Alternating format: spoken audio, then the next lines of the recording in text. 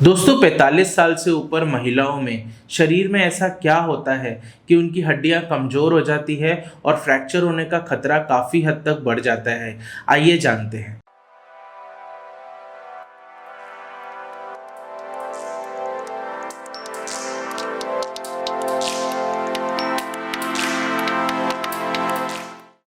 दोस्तों 45 साल से ऊपर महिलाओं के केस में पीरियड्स आने बंद हो जाते हैं। इस फिनोमिनन को हम मेनोपॉज बोलते हैं। मेनोपॉज होने के बाद आपकी हड्डियों के ऊपर फ्रैक्चर होने का खतरा बढ़ जाता है, हड्डियां कमजोर हो जाती हैं। अक्सर आप ये भी देखते हैं कि यदि आप एक डॉक्टर को विजिट करते हैं 45 साल से ऊपर, तो वो आपको कैल्शियम और विटामिन डी की गोली दे देते हैं और आपको दूध, दही इत्यादि ज्यादा लेने की भी सलाह देते हैं। आइए जानते हैं कि ऐसा आपके शरीर में क्यों होता है, क्या हार्मोन्स उनके अंदर रोल प्ले करते हैं और बॉडी की ऐसी क्या फिजियोलॉजी होती है जिससे ये सारी की सारी चीजें होती हैं। दोस्तों हमारे शरीर में हड्डियों का एक बहुत इंपॉर्टेंट रोल है। हम चलते हैं, फिरते हैं, उठते हैं, बैठते हैं, मूव करते हैं, एक जगह से दूसरी जगह तक जब जाते हैं तो हड्डियां एक इंपॉर्टेंट रोल प्ले करती है। हड्डियां आपस में मूवमेंट करती है एक जॉइंट्स के थ्रू। जब इन हड्डियों का मूवमेंट होता है तो इन हड्डियों के अंदर माइक्रो ट्रॉमा होते हैं, माइक्रो टीयर होते हैं, कुछ ना कुछ डैमेज होता है। इस डैमेज को कंट्रोल करने के लिए बॉडी खुद ब खुद हड्डियों को रीमॉडल करती रहती है, यानी जो खराब हुई हुई हड्डी है उसको निकालती रहती है और नई हड्डियों के कण और पार्ट को जोड़ती रहती है। नई हड्डियों को जोड़ने के लिए हड्डियों में एक स्पेसिफिक सेल्स होते हैं जिसको हम बोलते हैं ऑस्टियोब्लास्ट्स, और खराब हुई हुई हड्डियों को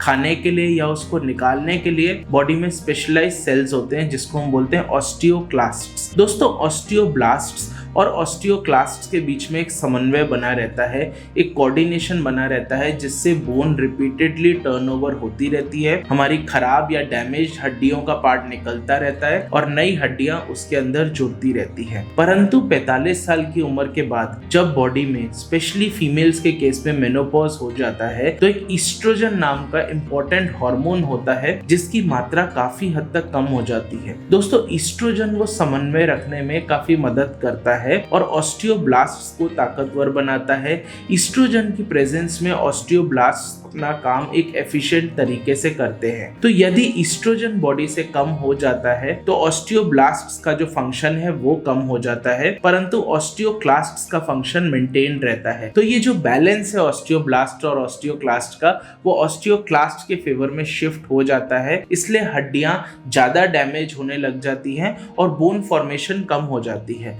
तो बोन रिजॉर्प्शन जब बोन फॉर्मेशन से ज्यादा होने लग जाता है तो हड्डियां कमजोर होने लग जाती हैं और फ्रैक्चर होने के चांसेस बढ़ जाते हैं। दोस्तों इसी फिनोमिनन को, इसी डिजीज को हम ऑस्टियोपोरोसिस के नाम से जानते हैं। दोस्तों ऑस्टियोपोरोसिस में ऐसा होता है कि हड्डियों में जो मिनरल का कंटेंट होता है, स्पेशली जो कैल्शियम का कंटेंट होता है, वो काफी कम हो जाता है और फ्रैक्चर होने के चांसेस बढ़ जाते हैं। ईस्ट्रोजन कम होने के साथ साथ और भी काफी सारे फैक्टर्स होते हैं जो ऑस्टियोपोरोसिस के चांसेस को बढ़ा देते हैं, जैसे कि इनएक्टिव लाइफस्टाइल, खराब खानपान, कुछ पेशेंट्स के अंदर ऐसी कुछ दवाइयां होती हैं जो ऑस्टियोपोरोसिस होने के चांसेस बढ़ा देती है। पर्टिकुलरली उन पेशेंट्स में जिनको एस्थमा होता है या जिनको आर्थराइटिस की प्रॉब्लम होती है, वो कॉर्टिकोस्टेरॉइड्स नाम की एक मेडिसिन लेते हैं। ये कॉर्टिकोस्टेरॉइड्स भी रिस्पॉन्सिबल होते हैं ऑस्टियोपोरोसिस को जल्दी करने में। इसके अलावा न्यूट्रिशनल अबनॉर्मेलिटीज जिनके अंदर होती है, जैसे कैल्शियम, विटामिन डी इत्यादि की, उनके अंदर भी ऑस्टियोपोरोसिस होने का खतरा बढ़ जाता है। ड्यूअल एनर्जी एक्सरे अब्जॉर्बियोमेट्री यानी डेक्सा स्कैन से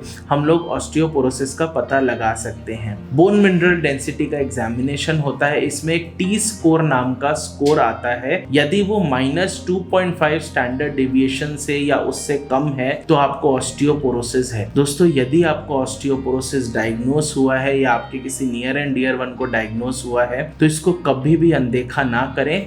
वैसे ऑस्टियोपोरोसिस एक साइलेंट डिजीज होता है, उसकी वजह से कोई दर्द नहीं होता, पर एक सर्टेन एज के बाद यदि आपकी हड्डियां कमजोर है और यदि आप गिर जाएं तो फ्रैक्चर होने का खतरा काफी हद तक बढ़ सकता है और वो फ्रैक्चर आपके अंदर डिसेबिलिटी भी कर सकता है। इसीलिए ऑस्टियोपोरोसिस एक इम्पॉर्टेंट डिजीज हो जाता है। ऑस्टियोपोरोसिस का एक मल्टी मोडल मैनेजमेंट होता है, होलिस्टिक मैनेजमेंट होता है, जिसमें एक्सरसाइजेस, डाइट, कुछ दवाइयाँ, कुछ ब्रेसेस इत्यादि का इस्तेमाल होता है। तो दोस्तों इस डिजीज को बिल्कुल अनदेखा ना करें। यदि आपको या आपके किसी नियर एंड डियर वन को ऑस्टियोपोरोसिस डायग्नोस हुआ है तो अपने निकटतम साउल ऑर्थोकेयर के पेन मैनेजमेंट क्लिनिक पे जरूर कांटेक्ट करें।